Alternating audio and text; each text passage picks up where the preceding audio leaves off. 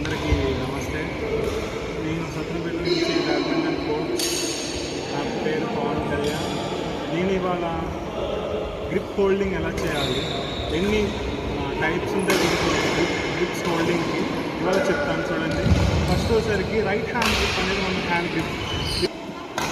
వేస్తే right hand grip. ఈ right hand grip దేనికి ఉపయోగపడుతుంది అంటే, ఫస్ట్ మనం ఓకే ఈ రైట్ హ్యాండ్ గ్రిప్ అనేది టాస్ పడడానికి ఉపయోగపడుతుంది. ఫ్రంట్ వచ్చే షటిల్ని ఎలా మనం ఫ్రంట్ రిటర్న్ పంపించాలో రైట్ హ్యాండ్ గ్రిప్ తీసుకొని మనం పిక్ చేయాలి.